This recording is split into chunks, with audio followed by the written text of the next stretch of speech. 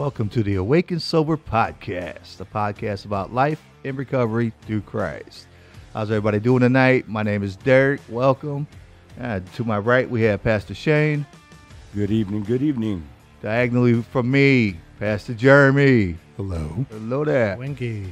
And the one and only DJ, Jimmy James, sitting right across. Wiggy, wiggy, wiggy. There we go. See, now that's what I was waiting for last week. We need to get that was set a up. little sound effect in there Right. of a DJ scratching a record. It would have been good. You know, I looked and I couldn't find anything that I really liked. There was a bunch of them out there and they just sucked. Really? Yeah, it's like someone needs to make one that just goes wiggy, wiggy, wiggy. Use your voice. You can do it. Record it. Oh, I don't want to get copyright strikes. No. What copyright? Who the hell's that? Wiki copyrighted. Add another beat. Do you remember Nucleus? Who? Jam on it. Yeah. Jam on it. I actually had that song on Apple Music. I just downloaded it a couple weeks ago. There you go. See, and that's what I'm looking for. I want that wiggy, wiggy, wiggy, wiggy. Shut up. Wiggy, wiggy. You know, that's what I'm looking for. So we'll have to get that for you. We'll find it somewhere. Yeah. It won't be too hard. Definitely got to have it. Except for the copyright strike. Well, we'll find it on your one website. I looked. We'll find something. So, yeah, I mean, tonight is going to be a fun night. But, Jeremy, how is it with your soul? It's good. I love the way he elaborates. Right. He said swell last week. I know. That's why I said good. Oh, my gosh. So here I owe Jeremy an amends. Jeremy, Uh-oh. sorry for snapping at you a little while ago. That's all right. In my little frustration, I gave you control and power over me. And I snapped at you. I don't think you did. You Sorry was about renting that, my free brother. space in his mind. Right. You what? You were renting free space in his mind. Yeah. I was thinking of other things. There's a lot of open space in his mind to rent. So Well, thank you. that's why we could have all the free space we want. There But you no, go. how is it with your soul, brother? It's pretty good. Yesterday, I learned a lot with Father's Day. I told you about that. I had a rough Father's Day yesterday.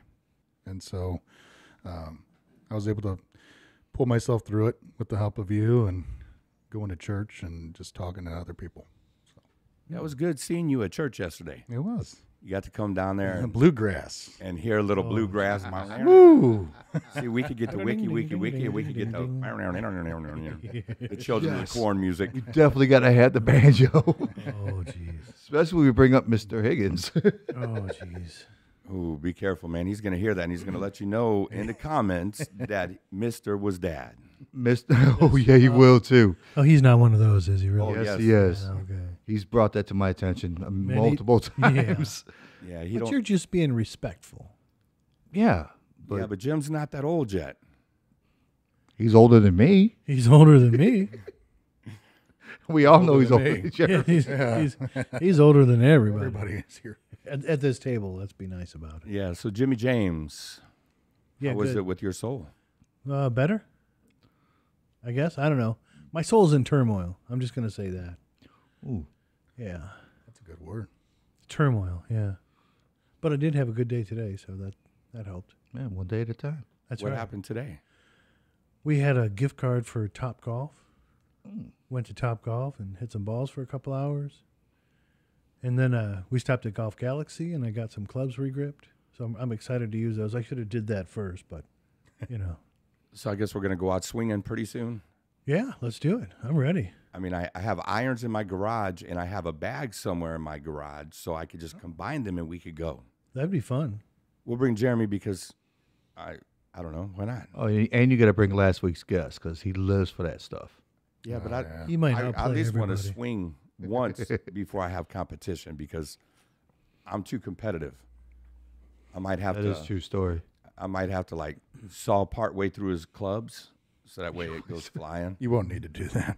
Oh, he's not that good. He's not going to be joining the PGA Tour anytime soon. Ooh, wow.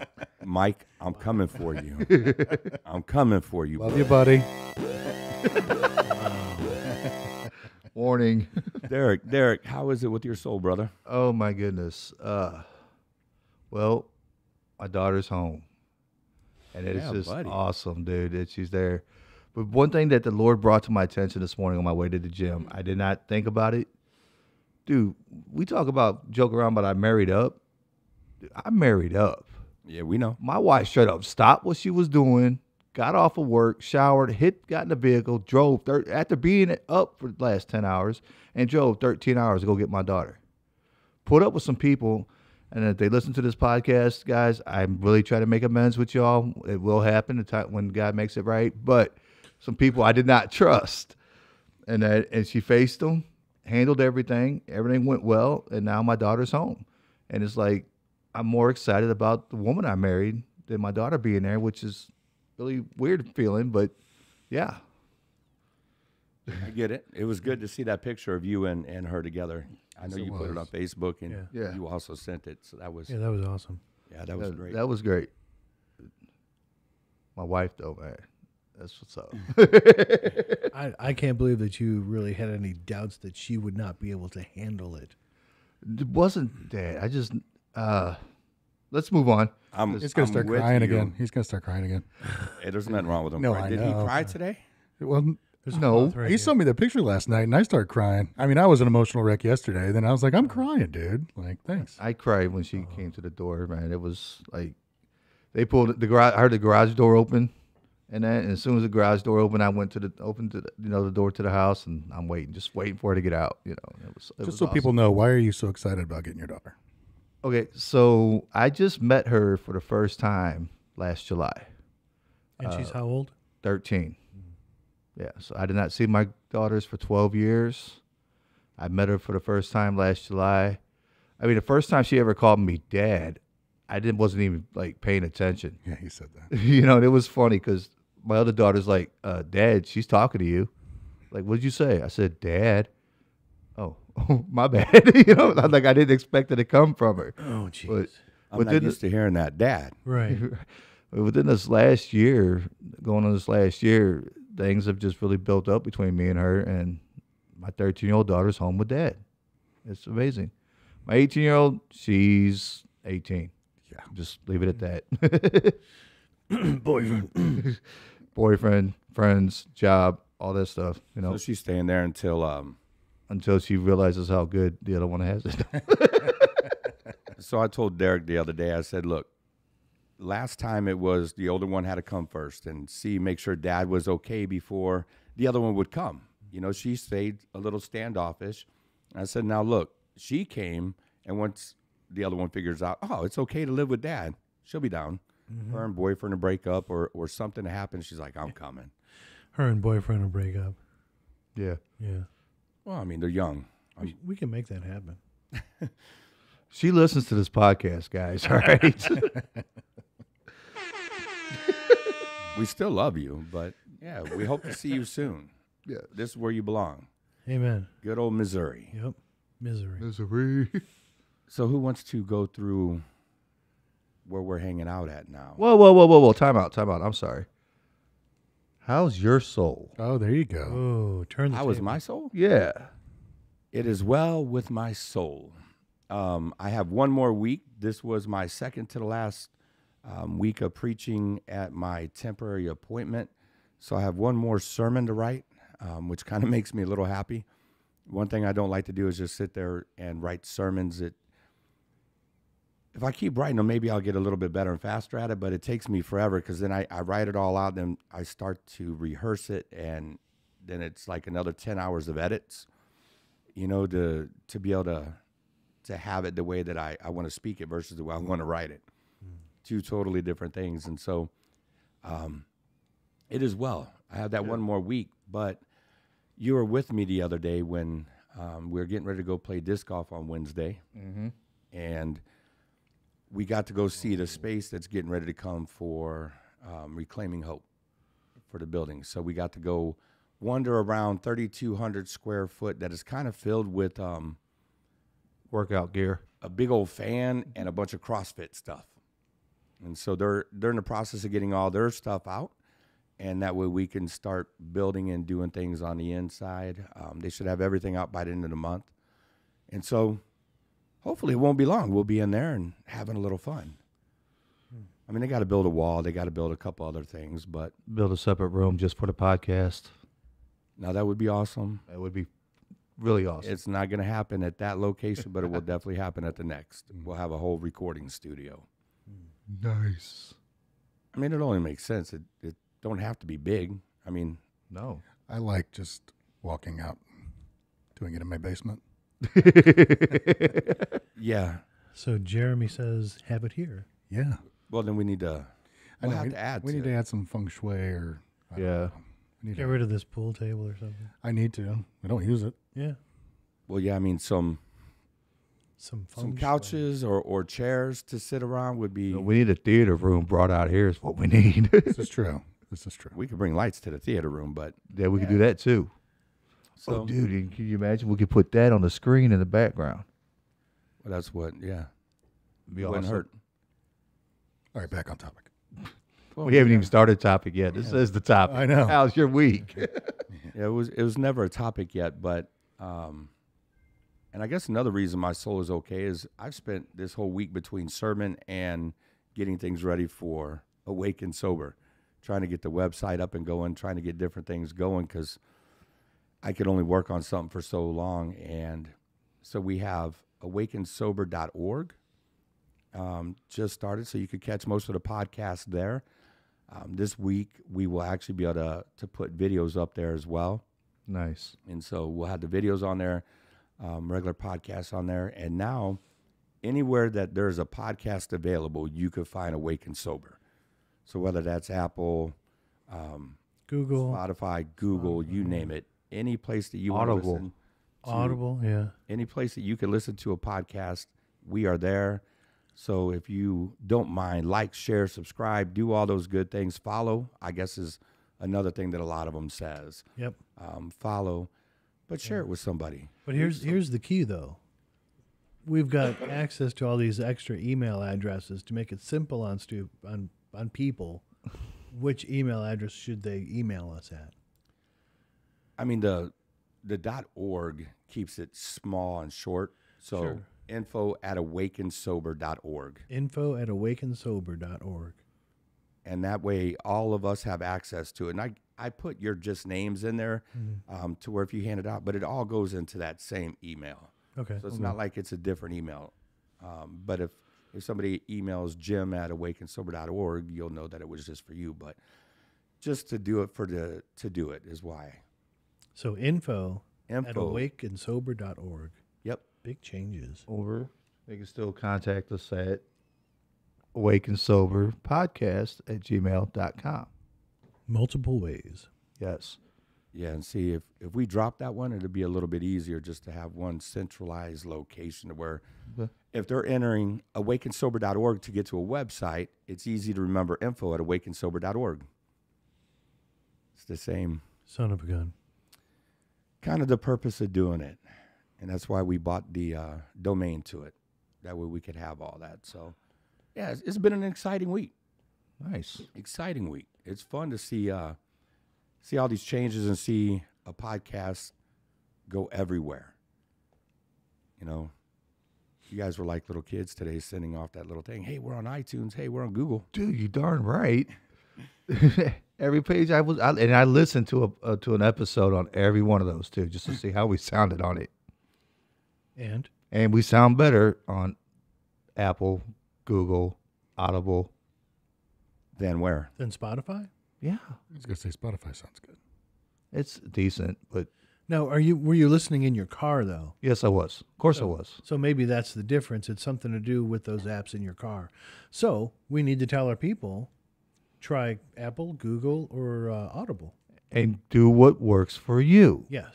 Nice, just like we do in recovery. Oh, I like how you did that. That's the smartest thing he's said in years. Probably. Oh, no, it is. Maybe this year. But if you do want to see a video, right YouTube? now you better go over to YouTube Yeah. or the website. Right. Yeah, So when this gets uploaded later, yeah, it'll have to be the website or YouTube. So there you go. Or they could just listen so they don't have to see our ugly mugs up in the first place. Speak for yourself. I was. Okay. Derek said he had a face for radio. We all said he had a face for radio. It's true. So It's because he doesn't have a beard hiding it. Right. The I beard am the just hides beardless the chins. I am the beardless wonder of this podcast. So today we're going to do a little depression. We're going to talk about Elijah out of 1 Kings. Elijah or Elisha? Not Shah. This is Jah. Yeah. Yep, Elijah. I remember that sermon. What, were you there for that sermon? Down at the church in the city when he was talking about both Elisha and Elijah. Down at Shaw. No. This happened somewhere else. It was a brand new Celebrate Recovery. Don't bring your chump change was the name of the message. No. Oh, it was fabulous. I mean, it didn't belong bring at your Celebrate chump Recovery for their opening night, but Sure. it was a great message. Don't bring God your chump change. Yeah. It was pretty awesome. So who wants to dive in? Read 1 Kings 19, 3 through 12, and then we could go back and just start breaking it down and talking about it. And Well, yeah. I got it pulled up here. I was going to say we're going to get into the topic of today's show after we Yes. talk about that. Yes. So that just for the people who are listening, this isn't a Bible study podcast today. We're still doing recovery. We're still doing life in Jesus. yeah, and I was about to say, I said we were going to talk about depression, but we're going to talk about it through the story of Elijah. I wasn't listening. That's okay. Put some earphones in. Might help. Put them earphones in. Right. So, yeah, maybe, I thought I did, so let's just do it. We're going to talk about depression today, and we're going to use the story of Elijah, even though there's tons of stories throughout the Bible that we could use, lots of people that we could end up using. Job. Yeah, very much so. I think that's too easy. Job. Oh, yeah. Yeah, but when people hear Elijah, they're like, where does depression and Elijah meet? Mm. And I think that's what's really fun to talk about. Because how many of our friends, how many people that we know, do we look at them and go, oh, you struggle with depression? All of them. Well, yeah. But really, we don't just look at somebody and know they struggle with depression. So that's the purpose. You see Elijah in the Bible, and you really don't think, with all the things he did and how he was blessed by God, you really wouldn't think that he struggled with depression. But Bible scholars say he was a colorful yet depressed man. So, Okay. Well, I mean, I struggle with that myself, and one of the best ways out of it is to laugh. So the colorful part could be laughter, humor. yeah, without a doubt. That's why I keep Derek around. All right. 1 Kings 19, verse 3. Elijah was afraid, and he ran for his life.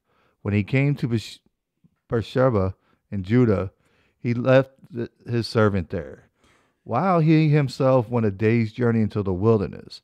He came to a broom bush, sat down under it, and prayed that he might die. I have had enough, Lord, he said. Take my life. I am no better than my ancestors. Then he lay down under the bush and fell asleep. All at once an angel touched him and said, "Get up and eat." He looked around, and there by his head was some bread baked over hot coals and a jar of water. He ate and drank and then lay down again. The angel of the Lord came back a second time and touched him and said, "Get up and eat, for the journey is too much for you." So he got up, ate and drank. Strengthened by the food, he traveled 40 days and 40 nights until he reached Horeb, the mountain of God. There he went into a cave and spent the night. The word of the Lord came to him. "What are you doing here, Elijah?" He replied, "I have been very zealous for the Lord God Almighty. The Israelites have rejected your covenant, torn down your altars, and put your prophet to death with the sword. I am the only one left, and now they are trying to kill me too." The Lord said, "Go out and stand on the mountain in the presence of the Lord, for the Lord is about to pass by." Then a great and powerful wind tore the mountain apart and shattered the rocks before the Lord, but the Lord was not in the wind. After the wind, there was an earthquake, but the Lord was not in the earthquake. After the earthquake came a fire, but the Lord was not in the fire. And after the fire came a gentle whisper. Where Elijah heard it, he pulled his cloak over his face and went out and stood at the mouth of the cave. Then the voice said to him, "What are you doing here, Elijah?" pretty brutal. So I love the way that it begins in verse 3 when Elijah goes and sits under a broom bush. I guess that's what really I was able to connect the dots with what Elijah had said in that verse, saying, take my life, Lord. I am no better than my ancestors. And that's where we could really see that suicidal ideation, that depression really starting to set in, and the correlation between depression and suicidal ideation. Because they say depression is the leading cause of suicide. One thing that we hopefully think about every once in a while when we have friends that struggle with depression. But anybody ever feel that way? Take my life. I am no better than my ancestors. Today? I'm just In general. I have to honestly say, yeah, I've been through that. Not that long ago. Speaking of Elijah, my brother Elijah, I shared it before, had passed away a couple years ago. And the time that it happened, he was coming to celebrate recovery with us.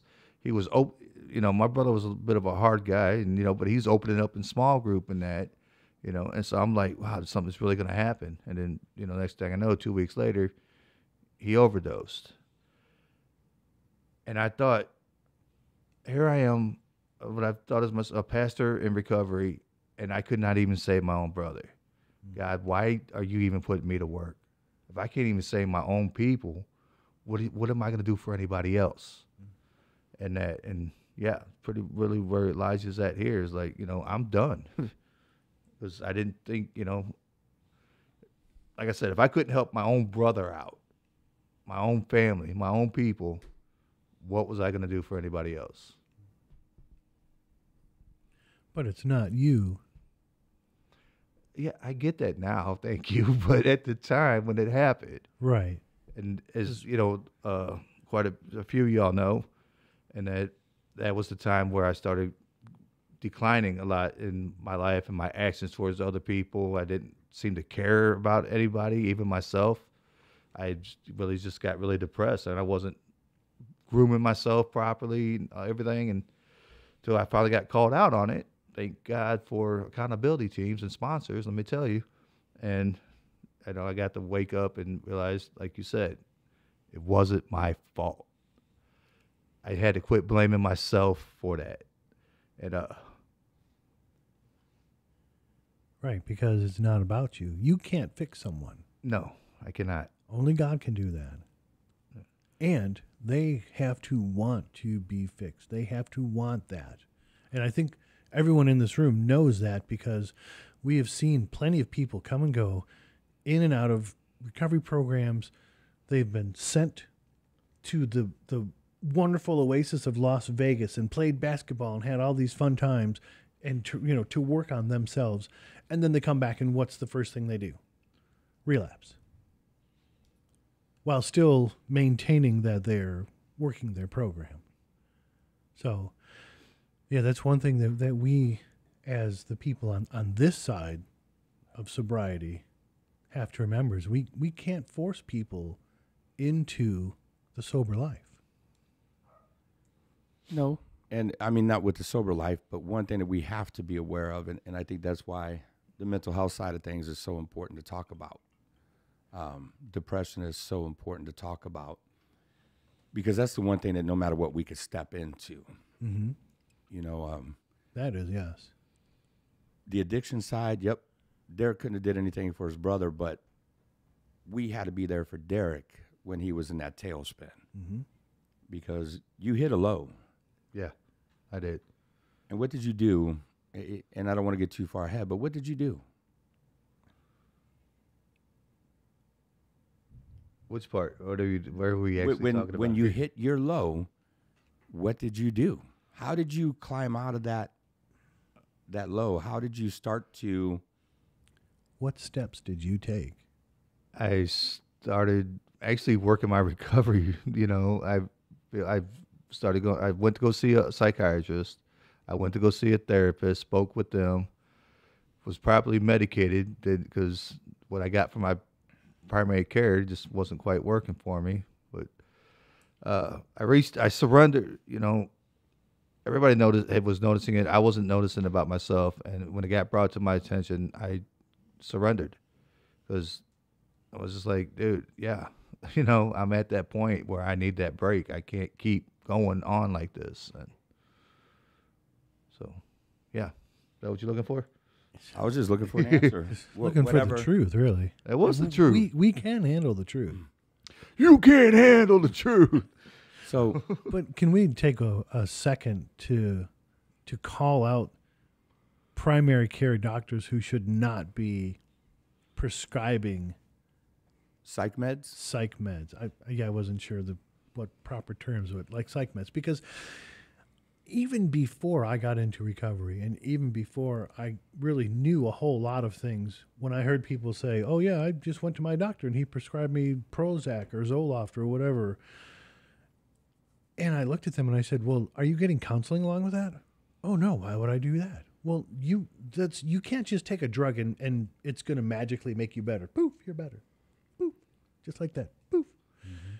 It doesn't work. How's that go? Poof.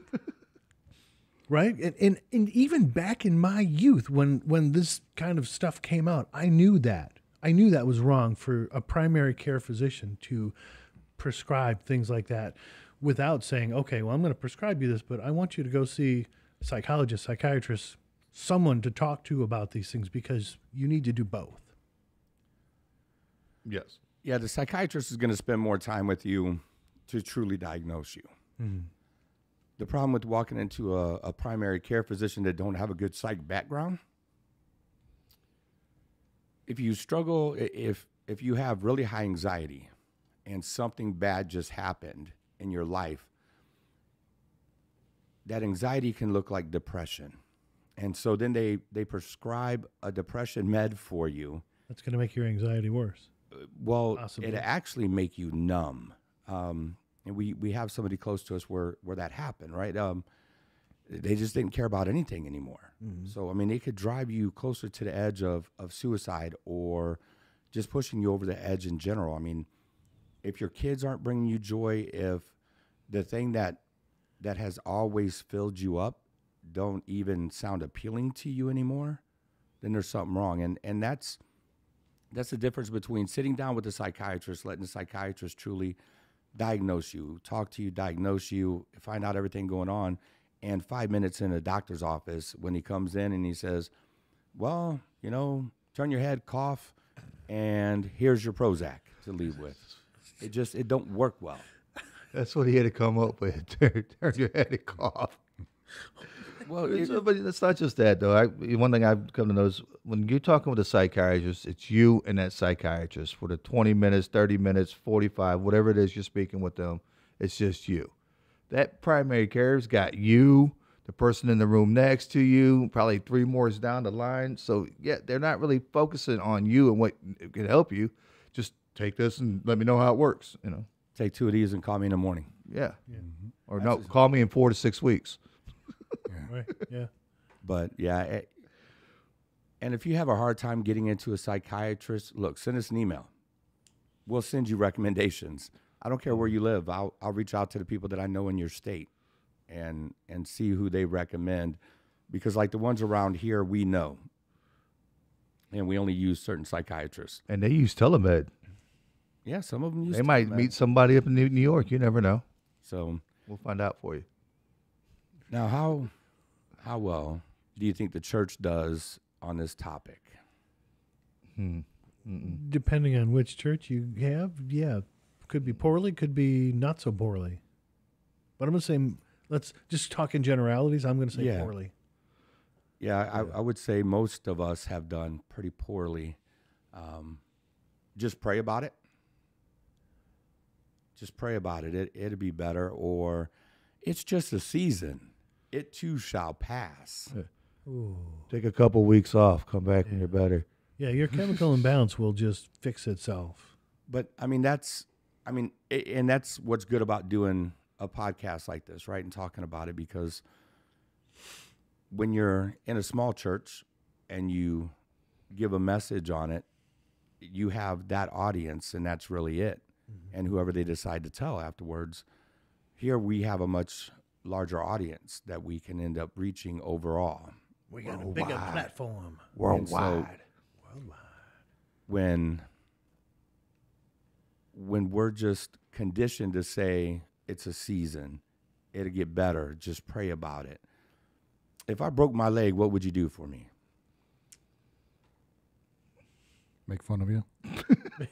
But what else would you do while you were making fun of me? And then try to put it back into place, depending on how it was broken. Well, I mean, if it was broke and I was sitting there, we were playing disc golf and I decided to be dumb and jump over a tree or trying to make you fall off the bridge and I broke my leg. I'd get you to the doctor. You know what I was going to say? I'm calling 911. Yeah. I would call 911. That's not worth. You don't call 911 for that. You're paying the bill on 911. Yeah. But you would take me to the doctor to get my leg looked at so they could put a cast splint, whatever they needed to do to it. Right. How come with somebody that struggles with depression, we go, just pray about it? Because you can't see it. Or they don't understand it. Both. I think it's more they don't understand it. But yeah, they can't see it, so they can't really understand it and they can't believe it. Mm-hmm. But yet they have faith in God. Can't see it. And they Does try this to go back understand to how Catholic priests do marriage counseling? No. Because they've never experienced that, so how can they really give you good advice? it. But it's one of those things that has always bothered me a little bit. If I was sick, you would tell me to stay home and take care of myself and do these things, go see a doctor and get medicine. But yet when I struggle with depression, you tell me to pray about it. I like what when James was talking about most doctors don't know anything about this, so they'll prescribe you anything. So at the recovery center we work at, we get a lot of physician assistants in their residency. And every single one of them, and we've had 4 that I know of right now, every single one of them come in and said they dreaded this place. Like they dreaded coming there. First and foremost, we're in the middle of nowhere. They don't know anything about addiction, So they're here, they have to do this, was it 4 weeks, 6 weeks, whatever it is. And today was the PA's last day, and we've had a heck of a week. And he comes in, and I was like, "What are your thoughts on this now on the recovery side of it?" He goes, "I think every single medical doctor, or physician assistant, or advanced practice nurse needs to come and do a residency in one of these." Yes. Yeah. And I was like, "I totally agree with you." Yeah. Yeah. That way they learn a little bit about Yeah, just understand it. Yeah. Get a little empathetic. Yeah. And not only that, but maybe get some extra training so you can diagnose properly before you just. Correct. I mean, So does that go for clergy as well? Because, clergy does not diagnose. no, but the empathy part, like if you're telling me that you have depression, I say, well, just pray about it. It'll get better. To me, that's not very emphatic. True. I agree. And they do actually have things for clergy to take, continuing education, you name it. And a lot more resources have become available to clergy to do. So it's pretty nice. I mean, we would go to annual conference and train people. Yeah. So Not I mean, anymore. No, not anymore. I I did. mean, you could. I- I can't. You can. I mean, anybody I can mean, go I train guess I them. could go there. Yeah. Yeah, anybody could train them.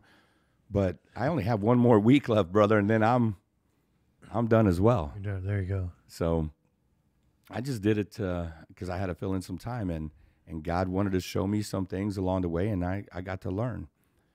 So let's go back to that story of Elijah sitting here, and that 1 Kings 19:3-4. But whenever he said that, he went a day's journey into the wilderness, came to a broom bush, sat down underneath it, and prayed that he might die. I have had enough, Lord, he said. Take my life. I know better than my ancestors. What do you think? I mean, truly he was. I mean, you know what had just happened, because I know you wanted to go back and kind of read that way back then. But I mean, he was a guy running for his life. I think most of us, I know you, where were you at the end of your addiction? The end of a barrel. I was literally staring down at the end of a barrel. I was done. The depression was too much. The anxiety was too much. The guilt, the shame, all of it. And what was next for you? Treatment. Treatment? Yeah. Yeah, the day I wanted to end it all, I ended up in treatment that night. Because there was something that happened that morning that changed everything.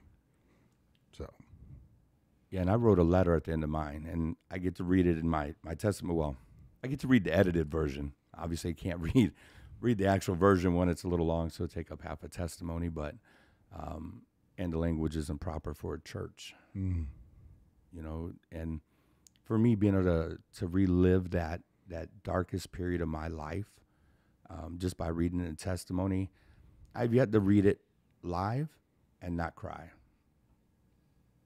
Because, I mean, just the pain that I feel in it. So after this happened, Elijah actually gets visited by an angel of the Lord. And so the angel of the Lord came up to him. It says the angel came up all at once, touched him, and said, "Get up." And I think that's one of the. I think to me that's one of the big. you ain't no angel of the Lord, bro. This is very true. And so, what's one thing that we like to do when we struggle with depression really bad? Sleep a lot. Isolate. Isolate, sleep. And sleep is good for us on a schedule, but sleep when we close off the shades and we sleep all day, or just try to isolate in a room, curl up in a ball in a dark room, and that's. Why are you looking at me when you say that? Well, I'm just looking across. I got to look at one of you guys. We'll just sit back here and look at each other, right? That took a turn. It usually does. It usually does. So, Anyway, real quick though, I do remember one time reading this that the actual where it said angel, the A was capitalized, and it was said that it may have been Christ himself that had come down and chilled with Elijah at that time. He chilled with him. he chilled with him. Yeah. He chilled with them. That's what he does. Mm-hmm. Come on, man, that dude partied. They didn't have Netflix. Crowds of like 5,000 people for a fish fry. Come on. So let's get back to the other. I left my house for this. When we're looking at depression, a good night's sleep is proper, but I think a couple of you people here like to nap. James, you like to nap too? Yeah. Just All don't right, do I it. guess I'm the only one at the table that don't like to nap. I like to nap. I never do it though. Yeah, That's true. I haven't been I able have to that nap since CPAP I machine, full-time man, work. and I just like I don't want to because I don't sleep good if I take a nap in there, and then I'm not going to go to bed and put my CPAP on. see, my wife is a professional at it. Gold medal Olympian right there. I could do one of these, and Amy will just Right. anywhere. They're a different breed. Yeah, it's crazy.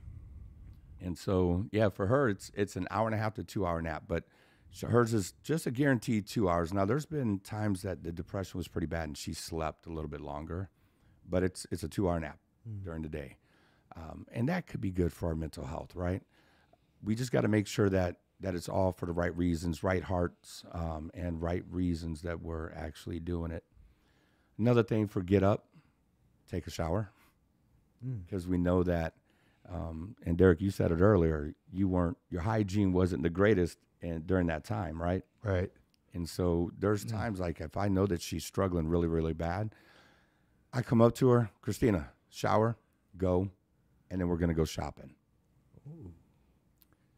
See, you said, ooh, I like to shop, but I'm not taking her shopping to buy her something to try to get her out of her depression. And that's the whole thing. We usually go out and we go look for a journal because she loves a new journal. I just got one from Target yesterday. Did you? It's a flat one. It's a moleskin cover. It lays flat. It's really cool. See, and that's one that she needs because you're a lefty when you write. No, you write right-handed. You only do other things left-handed. Play disc golf. Mm-hmm. Okay. So Christina being a lefty needs that because otherwise it's really hard for her to write. And Yeah. And the ink that doesn't smear. yeah. Yeah, without a doubt. And so for her to get up, take a shower, and we go shopping, that's key for her and her depression and helping in that. Couldn't take an off nap and also be a form of isolation, It could be, you know? but that's why right heart, right motive. And if somebody's coming up to you and saying, hey, look, and you see that they've been trying to work things a little bit different and they take a nap, not that big of a deal most likely. Right. But if they're just hiding out in their room the entire time and they don't come out, then there's something wrong. You just got to go grab them out and you're taking them. Open up the curtains, let a little sun come in. I'd like to live. Well, but when she's going through that, she's okay to do that with. Like if it was like today where she's like really good in her mental health and I walked in there when she was napping and I opened up the blinds and turned on the lights and said, come on, babe, let's go. You'd get stabbed. Yes. Yes. Or I'd lose a big toe. And mine is works days, midnights, afternoons. She's all over the place at this point. So I really don't know either way. So I just try to Not poke the bear. I don't poke the bear. No. No poking the bear. I want to live, and you know, I'm already at a disadvantage with fingers. So let's move on. Well, she can make the other hand match that. She can make the left hand match the right hand. Right. Then guitar might be a little bit That harder. would kind of suck. Guitar would be a little bit harder. I'm sure he'd figure it out. But what's another reason that I might actually take my wife out shopping? It's a birthday. Change her thinking. Yeah. Yeah. I mean, Or just get her out of the house to go anywhere. Really. yeah, but the reason I do it is to start changing her thinking. Yeah, change Yeah. your focus. Yeah, it's changing her focus because he can't change her thinking. No. You're not. oh gonna. yeah, her thinking is really easy to remap, and so we'll go into remapping in just a second. Squirrel. Duct tape. Do you have any duct tape available, Jeremy? I do. All right, we may need it. I understand. Well, wait. We can just. We do can't this. fix it, but we can muffle the sound. And we can just mute him. So, yeah, whenever we start to change her thinking, right? And here's what Proverbs says. Proverbs 17:22 says, "A cheerful heart is good medicine, but a crushed spirit dries up bones." So if we could start having her think a little bit different, thinking in a positive way, thinking instead of, that was a lot of ums in a row, instead of all that negative thinking, because am I looking for all the bad and everything that's good, or am I looking for the good and everything bad? You know? Right. So that's the whole purpose, is really to start retraining her brain, having her think different. I don't know if any of you have been told, Jeremy, you might have had a chance since you went to AA. Were you ever told that you have a thinking problem, not a drinking problem? All the time. Yeah. And it's true. Yeah. The drink was my remedy for my mental health. So that's my thinking problem. So I have to focus on my thinking problem. Yeah, I agree. My one sponsor said, hey, I want you to go through the big book whenever we were working the steps. And he says, every time you see the word drinking, I want you to replace that with thinking. Mm-hmm. He said, you don't have a drinking problem, you got a thinking problem. Mm-hmm. And it's kind of painful when somebody says it, but it's true. Mm-hmm. Well, and that's really kind of one of the things that we focus on in recovery is, you know, getting someone sober can sometimes be the easy part. It's working at why were they into that addiction, trying not to trigger people. And we've talked about that I feel like at exhaustion. Yes. Really. That's the easiest part of recovery is getting rid of the alcohol, the drugs. Like I share at work, man. It's you guys. I'm not setting aside the fact that you got a drinking and drug problem. I get it, but what the real problem is why you're into drinking and doing the drugs. Mm-hmm. And I've had a couple actually wake up to that thought and thought, you know what, you're right. I do drink to cover this up, or I use to cover this up. But then I always get those ones that just want to be like, oh, you said being sober is the easy part, man. Why can't I stay sober then? Oh, brother, you tell me, you know. And just think, you can't stay sober, so you're not going to do the other stuff that's actually hard yet. Mm-hmm. Right. Yeah. So let's get the easy part done first, and then we'll move into the harder parts of this later.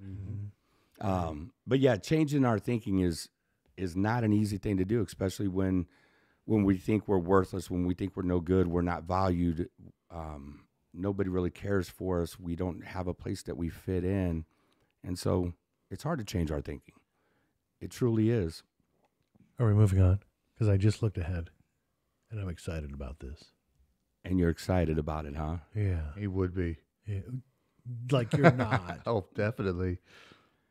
So Where we at? before we do it, let's talk about it. So how do we change our thinking? I don't know if I put all that in there. Remapping should be in our little piece there. So in order to change the way we think, we have to start remapping ways that we can actually, or reframe our thinking, I guess is the other part that might be in there, because I think I listed it as reframing our thinking. So providing techniques for changing negative thinking patterns, Yeah. along with CBT. the importance of Bible reading and meditating on what you've read. So what did you just say, though? CBT. CBT, CBT, yeah, I can. not CBD. Yeah, not CBT. Okay, good. CBT. CBT, stands for- cognitive behavioral therapy. Yeah. So we don't Um, know what and so what is cognitive behavioral therapy? Changes my thought processes, gets rid of my negative self-talk, and reframes it, or remaps it, I guess you would say, to more positive, so we build our self-esteem up and get confidence again. Yeah. Yeah. And I mean, it's the thing that I told you earlier whenever we were texting, right? I said, we're going to talk about reframing later anyway. And it's the first thing in I almost said CBD as well. In CBT, it's the first thing that we tell them, is we have to start training our brain to think differently. One way to do it is practice mindfulness. Mm-hmm. What is mindfulness? Derek was just looking at his computer. So I was that's waiting not for- mindfulness, right? I was not being mindful at the moment. I was not. Thank you guys for pointing that out to And just everybody being worldwide. And just the mindful to acknowledge and to identify my thinking patterns, what Jeremy just said a little while ago. And so then we can actually find ways to put distance between the way that we've been thinking and the way that we want to think. Is a really neat thing to try working on. Writing things down, and it turns it into reality. We're able to see what is real, what is just the story that I'm writing in my head, to help us practice mindfulness. The other way is addressing our inner critic. How do you do that? We have to speak truth to ourselves. And let's go back to writing it down. Because when we write, we're not going to write the story that we're writing in our head. So when we put pen to paper, we're able to actually make sense of the situation that just happened. And so we're able to really start addressing those issues and telling us, we've been told to go stand in front of a mirror and say, I love you, you have worth, you have value. And that's what you're going to end up doing to yourself, is telling you, no, that's a lie. That is a lie. I think Ed Grimley taught me that. Who? Really? Yeah. I don't know who that is. I don't either. Don't worry about it. Wow. It was a Martin Short character, man. He wore a On little, Saturday Night Live. a Yeah. little flip in never the watched front. Yeah. Oh, Yeah. And he stood in front of the mirror and said, "People love you. You do matter." No, who was that one that's like, I'm smart, I'm funny, and doggone it, people like me. Yeah. Is that him? Yeah, that's the one. Oh, Yeah. okay. So then let's go knowing your triggers. Another way to remap. So if you know the things that trigger you, you can stay away from them, do something about it. I already talked about writing it out. Gratitude list. My favorite thing ever. Didn't we bring that up last week? Nope. Yeah, we've exhausted the gratitude list. We can move on. Yeah. Wait, what? We're not talking about eating yet. No, but we're about to. Okay. I promise you. So gratitude list. There's a study done that says if you will write for 5 minutes what you're thankful for, what you're grateful for every day. So write what you're grateful for, why. It's actually like doubling your salary. Jeremy, would you like a double salary raise? Oh, yes. Then write. That's all you got to do. Wait. Okay, I'll write myself into a double salary. That'll work, right? Yeah. There Yeah. you go. If I write a book. Hey, 1 Thessalonians 5:18. How did Regan say it? Man, I wish I could remember because I like the way she said Thessalonians. That's Ephesians. Thessalonian or Yeah, she said it. Yeah. Thessalonian? So the Apostle Paul writes in 1 Thessalonians 5:18, give thanks in all circumstances, for this is God's will for you in Christ Jesus. And of course, so the best way to remap your brain is truly to get in the Bible and start reading. Now you want to talk about your next piece. Yeah. So what better self-care than to Food. find a good meal and Food. but don't overdo it. Eat to Food. live. Eat to live, don't live to eat. So yeah, the next thing that happened was the angel of the Lord came back a second time, touched him and said, get up and eat, for the journey is too much for you. Yeah. Because that's the self-care piece coming in. Eating, we have to do. Now, I love food. Everybody here, I think, loves food. But I like fried chicken, double animal style with peppers. Not quite the food that we need for mental I health. got 3 weeks for that. Tacos. You got 3 weeks. 3 weeks? 4 weeks? Oh, you're going to Summit. Yeah. Yeah.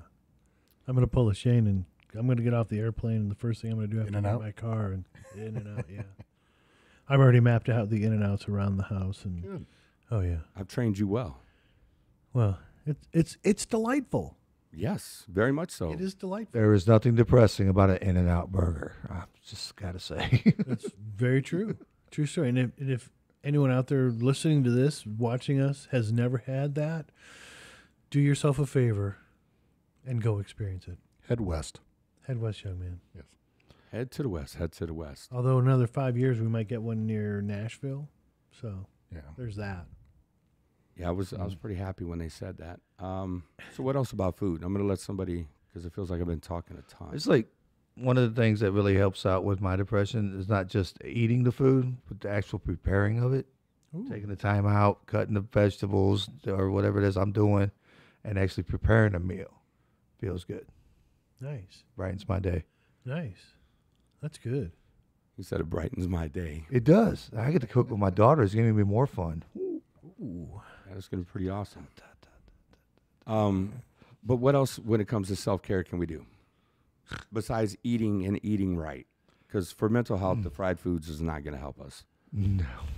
No, probably not. Yeah. No. Maybe that's my problem. Yeah, probably. Exercise. Okay. Exercise. Exercise, sleeping properly. I know we said that earlier, but that's part of self-care. Mm-hmm. Sleep. Hobbies. Exercise. Something positive to do to help kind of refill you, recharge your batteries a little bit. Like Yeah. disc golf on Wednesdays. Yeah. Whacking trees with plastic. And then, yeah. Yes. Whacking trees with plastic. It's Mine's very throwing a thorough. line in the water. You know, Yeah. Ooh, okay. Except for you get That's out fishing. fished. Yes, I understand that. Except for you get out fished by little man upstairs. Actually, I beat him last Monday, and he was not happy. We were right over here at the subdivision pond. he's throwing in, and one cast right where he threw it in, right after him, and I just boom, and it came out and was about 4-pounder. Nice. Yeah, he was not happy. This is stupid. This is stupid. So where he's been catching the 3.5 to 3.6, 3.7, I caught a 4. you caught a 4. Yes. We'll let him know that it was not the real weight, that you added something in the fish's mouth. Right. Make it weigh a little bit extra. Yeah, so anything else for self-care? Meds? I think meds is very, very important. I think that's a big thing too. If you're listening to this and you know you're new to recovery and you are on medication, just don't think you have it all figured out and stop that without anybody else knowing, Amen. without your doctor knowing, without everybody.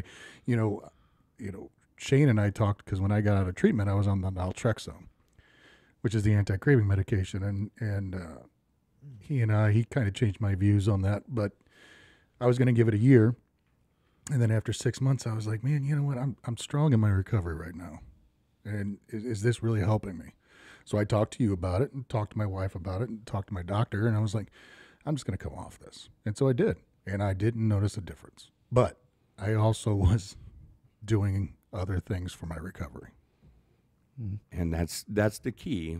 But now when we're talking psych meds, that's not it's not a psych med. It's to help you with your craving. The story that we get a lot, I don't know if you do, but okay, let me say the story that I get a lot. This isn't doing anything for me. I don't feel anything. Yeah, it is. You've only been taking it for 2 weeks. But if you listen to them, this isn't doing anything for me. I don't feel anything. Oh. What are you supposed to feel though? That's what I want to know. Yeah. If something is working the way it's supposed to work, You're not going to notice. you're not really going to feel it. But you're not sleeping all day long. You're not curled up in a ball. You don't have all the suicidal ideations. You're out enjoying life. Yeah, you have a better quality of life. So you shouldn't feel anything. You know, so please never quit taking meds unless a doctor tells you how to do it. Especially psychotic meds. I like this one here though. Also, taking a Sabbath and actually having a true Sabbath where you just shut everything off from around you. I was talking with somebody about that the other day, and yeah, they're like, I just go and go and go and go. And I'm like, well, when is your Sabbath? What's that? Yeah. Where do you want me to start? And the funny thing is I've had sponsees look at me talking about, I have Sabbath on Sunday. Really? Because I see you shaking hands, you know, greeting people at the door, actually putting forth service work on your Sabbath day. He's like, yeah, but it's still Sunday. Nah. What does a Sabbath look like, though? It depends for who. I mean, you can do volunteer stuff, right? You just got to be careful. You need to be in the Bible, and it's about spending time with God. Right. It kind of goes with that right heart, right mind, whatever you were sharing Your earlier. Your motives, right that's heart, right it. motives. It's really, truly about spending time with God, delighting in Him. And your way to do it is what? Fishing. And that's what I hear a lot of people. They say, I have never been any more spiritual than when I'm up in a deer stand. Mm-hmm. And I say I would be no more, there wouldn't be a place that I could be any crazier than up in a deer stand doing nothing. I love it. Yeah. But for me, it would be going into the woods and whacking a tree with a piece of plastic, you know, or peering a line in the woods. Really, I always say hitting a tree. I would prefer not to hit the tree, but I really don't care. But if I could get in God's creation and spend time with God, I love it. Yeah. It is one of my favorite things to do. Like so. our interviewee last week. Golf Yeah. is his thing now. And it's nice to get out into God's nature. And even if you're there with a bunch of other guys, you're still kind of, you're communing. You're Yeah, and together. Yeah, and you need to be in community, and that's going to be that next big piece we're going to talk about. But there's nothing wrong, even if you're no good at it. Like Jeremy said, Mike was no good at golf. He said, I think that was the exact words. It's Mike, No, it's not. Just the go exact back Put up word. the to quotation sign on that one. No good. Mike, go back to the beginning. You'll hear it all. Oh, he's not going to like me after he hears this. I can tell you that. Who said he liked you to begin? Yeah, that's true. That's true. That's true. But whatever it is that you could delight in and be with God, you need to spend some time in Scripture, without a doubt. Meditate on some Scripture. If you don't know what meditating is, I'll run through it real quick so we can move into the next section. But it's really taking a piece of Scripture, reading it over and over and over. And sometimes it's going to be an entire verse. Sometimes it's going to be maybe 2 words out of that verse or 1 word out of that verse. And you'll just start repeating that verse over in your head. Finally, you'll be able to close your eyes and say, okay, God, what do you want me to know from this? And just sit and be. And that's meditating on that, right? And God is hopefully going to show you what He wants to speak to you through that verse in that time. while So you're doing then it. you said sit and be. The opposite of sit and be would be go and stand. That next piece, go and stand. But how opposite is it? So I love that. That's I love what this I'm next wondering. piece. Let me get down to that piece of Scripture. Oh, where'd my Scripture go? you did that at church yesterday, too. Uh-oh. I did what? Oh, You lost everything. He is getting old. He pushed the button too long and he lost his street. He's like, I pushed down on the screen too hard, and Everything went bye-bye. It was not good. It was not good at all. So after that, the last time when he said, get up and eat and drink, the journey's too much for you. Where'd it go? Let me find that little piece. See, you shouldn't have called me out. You called me out way too soon. Oh, here we go. Oh, it's all my fault now? Uh-huh. Okay, good. There it is. So there he went into the cave and spent the night, and the word of the Lord came to him. What are you doing here, Elijah? Elijah replied, I have been very zealous for the Lord God Almighty. The Israelites have rejected your covenant, tore down your altars, and put your prophets to death with the sword. I am the only one left, and now they are trying to kill me too. And so that was probably one of the biggest mistakes that Elijah had at that time is believing that he was alone and that God wasn't with him, right? He's been on this journey all by himself. And that's when we'll go back to in just a moment, because I want to read the rest of the scripture. The Lord said, go out and stand on the mountain in the presence of the Lord, for the Lord is about to pass by. So let's go into 19:11 and 12 then real quick and just finish it off. Then a great and powerful wind tore the mountains apart and shattered the rocks before the Lord, but the Lord was not in the wind. And after the wind, an earthquake, but the Lord was not there. And then after the earthquake came a fire. So go stand. God is going to send us somewhere. AA, Celebrate Recovery, a doctor's appointment, a psychiatrist's appointment. And we're going to have to go, and we're truly going to have to be present. We're going to have to pay attention. We're going to have to listen. We're going to have to listen. And that's what they were telling Elijah here. Elijah goes out and tries in all the chaos to find God, to find the Lord. And that's where we always look for God is in the chaos. But he's only in the whisper. But that's the whole thing, that gentle whisper. And so if we'll sit and be obedient, if we'll go to the doctor and listen and not quit taking our meds until we've had a conversation with the doctor and be obedient, got to use that. We've said it, I think, even here, the only time God has really spoke in a big thing was for creation. And in creation, God spoke, and it was created. But everything else that we look at in Scripture is all about a gentle whisper. Yeah. And that silence, being with God. And that's what I love about this piece is we see the depression, the suicidal ideation for Elijah, all the way to the time that, and I mean, God even gave him what he needed along the way. He said, get up and eat. Then he's just said, get up at first, because he knows that when we struggle with depression that we're going to isolate. Then he tells him to get up and eat, because the problem is we like to isolate, then we don't like to do anything. We won't take care of ourselves. We won't take a shower. We won't eat properly. And so he says, get up and eat. And then, he sends them to this cave and says, hey, the Lord's about to pass by. And Elijah still just in all that looks in the chaos for God. I guess it's kind of like what Jesus did for the disciples when they freaked out because of the storm on the sea, right? Jesus, what are you afraid of? And goes out there and calms the storm. And it's just always in that calm. But we're letting that turmoil just really get to us. So I thought you were going to say something, man. I've got nothing right now, man. You know what? Being still, it's funny we bring that up because I know back to what I was sharing about my depression earlier, and that I was looking for an answer over and wherever I could think I was able to find one. I just kept moving and trying to, but it wasn't until, and you seen the motion of it happening. You were sitting right next to me where I'm just like,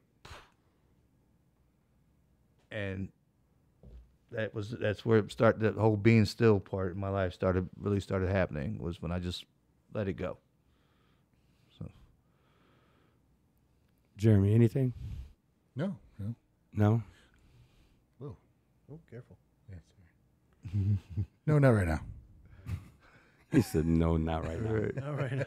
Well, this is your only chance, really. Oh, okay. Yeah, 'cause well, yeah. we're mean, wrapping not- it up, yeah, everybody. Yeah, no, we're good. Not that we're ever going to talk about this again. But this would be a good time to lay down some wisdom for us. Next week's I can't. You want say some wisdom? it. Anxiety? I want some My wisdom. take on it. Right. I like the couple chapters before 1 Kings 19, which kind of sets everything up. But I like that we may feel. I guess we'll have to talk about that sometime. Yes, we will. We may feel like worn down and defeated, but God never leaves us. Amen. Never. Yep. James, What he Jim. said. I like it. You can't. do Psalm 41 through 3. I waited patiently for the Lord. He turned to me and heard my cry. He lifted me out of the slimy pit, out of the mud, out of the mire. He set my feet on a rock and gave me a firm place to stand. He put a new song in my mouth, a hymn of praise to our God. God is always with us. that. Right on. Yep. And I want to bring up Philippians 4:8. Finally, brothers and sisters, whatever is true, whatever is noble, whatever is right, whatever is pure, whatever is lovely, whatever is admirable, if anything is excellent or praiseworthy, think about those things. So eat. So we got to get up. We have to eat. We have to go stand. So get up. We can't live in isolation. Go eat. If we struggle with mental health, we have to eat healthy. We have to do self-care. And then go stand is about getting in the community, get a psychiatrist, see a therapist, see a counselor, follow their directions, take our meds as prescribed. Please, you're not a doctor. And if you are, you're not your own doctor. Right. How about that? Oh, I like that one. That's good. Because Even doctors have a doctor. They should, yeah. most therapists better have a therapist. Who has a therapist? Right. Yeah. And Well, hopefully my they're chiropractor talks about it all the time. She's like, "Oh, I got to go get my stuff done because you can't, especially like chiropractor is a good example. You know, she can't manipulate herself to align herself, right? So you've got to go somewhere else. Mm-hmm. So why is it different for any other doctor or psychiatrist, counselor, psychologist, whatever? Yeah, brain surgeon's not going to do brain surgery on themselves. Let's hope not. I hope not. I might try it. You You would. would. All right. I'm not a brain surgeon, but I might try it. It might be kind of fun. No, but you did sleep at a Holiday Inn Express last night. Jeez. Easy. I like those commercials, but if I said I slept at a Holiday Inn Express last night, We all know that you're lying. yeah. Or he's depressed and we need to talk to him. Right, we need to go save him. Yeah. He needs his community. He needs to get up and Yes. stand. All right. I do need to stand. I've been sitting way too long. It is time for us to stand. You guys, we want to thank you all for joining us. Looks like follow us, whatever it is you listen on, whatever works for you. Follow us, like, share, all that good stuff, man. We just thank you guys for joining us. Peace out. Talk to you next week. Yeah, and hop on and shoot us an email or at least a comment in the comment section. We love to know that you're here. We love to connect with you in one way or the other, and we love to bring you on and talk to you. Yes. I love stories, so That'd be good. deuces. See ya.